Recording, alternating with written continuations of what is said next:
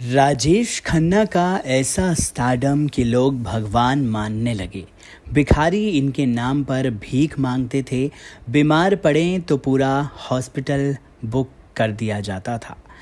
Indian cinema के पहले superstar Rajesh Khanna ने अपने दौर में ऐसा स्टारडम देखा है जिसकी कल्पना करना भी काफ़ी मुश्किल है। राजेश खन्ना के 3 साल में लगातार 17 फिल्में हिट हुई थीं। आज तक उनका ये रिकॉर्ड कोई तोड़ नहीं पाया है। राजेश खन्ना ऐसे सुपरस्टार थे जिन पर लड़कियां मरती थीं। उनकी तस्वीर से शादी कर लिया करती थी। उनके गाड़ी के आगे लेट जाती थी, उनके नाम का सिंदूर लगाती थीं। इतना बड़ा सुपरस्टार ना तो कभी हुआ है और ना ही कभी आगे होगा। उनका स्टारडम ऐसा था कि इंडस्ट्री के लोग उन्हें भगवान मानने लगे थे। उनके बारे में बड़ी मशहूर कहावत रही है कि ऊपर आका नीचे काका। भिखारी भी भगवान के नाम के बजाय राजेश खन्ना के नाम पर भीख मांगा करते थे। 29 दिसंबर 1942 को पंजाब के अमृतसर में जन्मे राजेश खन्ना के बहुत सारे ऐसे किस्से हैं जिनके बारे में आपको जानना ज़रूर चाहिए। राजेश खन्ना ने एक्टर राजेंद्र कुमार से डिम्पल नाम का एक आलीशान बंगला खरीदा और उसका नाम बदलकर आशीर्वाद रख दिया। राजेंद्र कुमार के लिए यह बंगला अशुभ साबित हुआ था, लेकिन राजेश खन्ना ने लगातार 17 फिल्में हिट दी। आज तक उनका ये रिकॉर्ड कोई नहीं तोड़ पाया। स्ट्रगल के दौरान राजेश खन्ना ऑडिशन देने के लिए भी MG स्पॉट कार से जाते थे। बॉलीवुड में राजेश खन्ना के सबसे करीबी दोस्त गायक किशोर कुमार और संगीतकार RD बर्मन थे। राजेश खन्ना की मुमताज़ के साथ सबसे सफल जोड़ी रही है। उन्होंने मुमताज़ के साथ 8 ब्लॉकबस्टर फिल्में दी हैं। राजेश ने अपने फिल्मी करियर में हेमा मालिनी के साथ करीब 15 फिल्मों में काम किया था। राजेश खन्ना 1970 से 1979 तक सबसे ज़्यादा पारिश्रमिक पाने वाले अभिनेता थे। राजेश की पहली फिल्म आखिरी खत 1967 में भारत की आधिकारिक ऑस्कर प्रविष्टि थी। डायरेक्टर शेखर कपूर ने मिस्टर इंडिया का प्रस्ताव पहले राजेश खन्ना को दिया था, लेकिन उन्होंने ये कहकर मना कर दिया था कि वो अदृश्य नायक से खुद को जोड़ नहीं पाएंगे। अंत में ये भूमिका अनिल कपूर को मिली। राजेश खन्ना और शर्मिला टैगोर स्टारर फिल्म आराधना का गीत रूप तेरा मस्ताना एक ही शॉट में फिल्माया गया था। 10,000 लोगों में से चुने गए थे राजेश की बॉलीवुड में एंट्री एक टैलेंट हंट प्रतियोगिता के जरिए हुई थी। 1965 में यूनाइटेड प्रोड्यूसर्स और फिल्म फेयर ने एक टैलेंट हंट प्रतियोगिता करवाई जिसमें लगभग 10,000 लोगों ने हिस्सा लिया था। इस प्रतियोगिता में राजेश खन्ना पहले नंबर पर आए थे। यहाँ से अमृतसर में पैदा होने वाले जतिन खन्ना बॉलीवुड में राजेश खन्ना बनकर पहुँचे। उन्होंने 1966 में फिल्म आखिरी खत से बॉलीवुड में डेब्यू किया, जो 1967 में भारत की ऑस्कर में पहली आधिकारिक एंट्री फिल्म भी बनी थी। राजेश खन्ना को बॉलीवुड में सब काका कहकर बुलाते थे।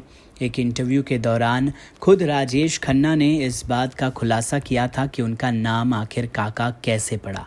राजेश ने बताया था कि पंजाबी में छोटे बच्चे को काका पुकारते हैं। उनके पेरेंट्स और रिश्तेदार उन्हें काका कहकर बुलाते थे। स्कूल और कॉलेज के दिनों में भी उनके दोस्त उन्हें काका कहते थे। जब उन्होंने बॉलीवुड में कदम रखा तो उनके फिल्मी दोस्त भी उन्हें इसी नाम से पुकारने लगे। धीरे धीरे ये नाम काफ़ी फेमस हो गया और उनके फैंस भी उन्हें काका कहकर ही बुलाने लगे। राजेश खन्ना का ऐसा स्टारडम था कि फिल्म इंडस्ट्री उन्हें भगवान मानने लगी थी। इसके बारे में एक कहावत बहुत ही फेमस थी कि ऊपर आका नीचे काका। उनके घर के बाहर निर्माताओं की लाइन लगी रहती थी। राजेश खन्ना की इतनी डिमांड थी कि एक बार पाइल्स के ऑपरेशन के लिए उन्हें अस्पताल में भर्ती होना पड़ा, तो आसपास के कमरे निर्माताओं ने बुक कर लिए ताकि वो काका को अपनी फिल्म की कहानी सुना सकें। राजेश खन्ना के बारे में ये बात भी बहुत फेमस है कि भिखारी भगवान के नाम पर नहीं बल्कि राजेश खन्ना के नाम पर भीख मांगा करते थे। राजेश खन्ना ने खुद एक बार एक भिखारी को ऐसा करते हुए देखा था। दरअसल एक बार उनकी एक फिल्म की शूटिंग मुंबई के विले पार्ले स्थित मीठी बाई कॉलेज में हो रही थी। उस दौरान शूटिंग सेट के बाहर एक भिखारी राजेश खन्ना के नाम पर भीख मांगा करता था। इस वाकये के बाद तो कई जगहों पर भिखारियों ने राजेश खन्ना के नाम पर ही भीख मांगना शुरू कर दिया था। राजेश खन्ना ने 1969 से 72 के बीच लगातार 17 सुपरहिट फिल्में देकर अपने स्टारडम का तमगा हासिल किया था। उनकी फिल्मों की लोकप्रियता का अंदाज़ा आप इसी बात से लगा सकते हैं कि लोग उनकी एक फिल्म देखने के बाद दूसरी फिल्म देखने के लिए थिएटर में घुस जाया करते थे। उस समय ऐसा दौर था जब सारे बड़े सिनेमा घरों में 5 से 6 फिल्में सिर्फ राजेश खन्ना की ही होती थी। अपनी हिट फिल्मों की वजह से मिलने वाले स्टारडम से राजेश खन्ना एक दौर में काफ़ी परेशान हो गए थे। बताया जाता है कि वो सोचने लगे थे कि उनकी कुछ फिल्में अब फ्लॉप हो जाएं। आगे चलकर जब फिल्में फ्लॉप होने लगीं तो वो पूरी तरह से टूट गए थे। उनका जीवन का ये सबसे ज़्यादा मुश्किल दौर था। बताया जाता है कि जब राजेश की लगातार 7 फिल्में फ्लॉप हुईं तो वो बुरी तरह से टूट गए। फ्लॉप फिल्मों का गम भुलाने के लिए वो नशे में डूबने लगे। एक रात बहुत तेज़ बारिश हो रही थी। घर के सभी लोग गहरी नींद में थे। तभी अचानक राजेश खन्ना के ज़ोर ज़ोर से रोने की आवाज़ आई। राजेश को ऐसी हालत में देखकर डिम्पल भी काफ़ी ज़्यादा डर गई थी। यासिर उस्मान ने अपनी किताब the untold story of India's first superstar में जिक्र किया है कि राजेश खन्ना अपने बिखरते करियर से पूरी तरह टूट गए थे। वो इतने डिप्रेशन में चले गए थे कि सुसाइड करने के बारे में भी सोचने लगे थे। यासिर उस्मान के मुताबिक राजेश खन्ना ने समंदर में डूब जाने का फैसला किया था, लेकिन अंत समय में उन्होंने अपना फैसला बदल दिया। राजेश खन्ना ऐसी शख्सियत थे कि उन्होंने सफलता असफलता दोनों को बहुत करीब से देखा था।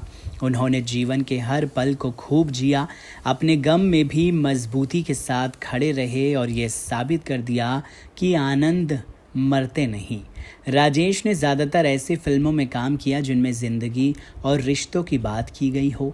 रोमांस, एक्शन और इमोशन को बेहतरीन ढंग से पर्दे पर निभाने वाले राजेश खन्ना ने अपने फिल्मी करियर में कई यादगार डायलॉग बोले हैं जो ज़िंदगी में एक सीख भी दे दिया करते हैं।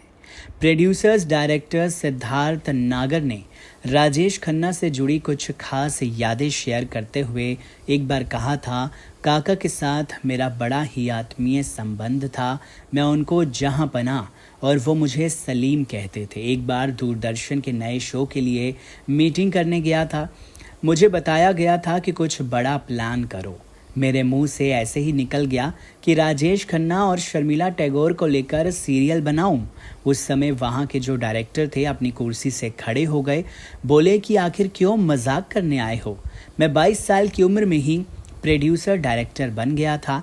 मेरी उम्र देखकर कोई मेरी बात पर यकीन ही नहीं करता था। ये बात साल 2005 की है, तब मैं 30 साल का था। दूरदर्शन से मीटिंग करने के बाद मैं काका जी से मिलने उनके घर पहुंच गया। उस वक्त कहानी का आइडिया नहीं था कि किस पर सीरियल बनाना है। काका खातिरदारी बहुत अच्छी करते थे। उनको खिलाने पिलाने का भी बहुत ज़्यादा शौक था। खाना खिलाने के बाद काका जी मुझसे पूछे कि अब बताओ कि क्या प्रोजेक्ट है, कौन सी फिल्म बनाना चाहते हो। मैंने कहा काका जी सीरियल है।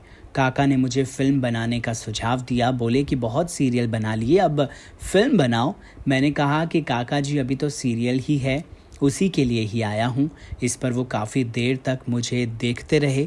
काका की आंखों में पता नहीं ऐसी कौन सी एक्सरे मशीन थी कि सामने वाले के मन को वो पढ़ लिया करते थे।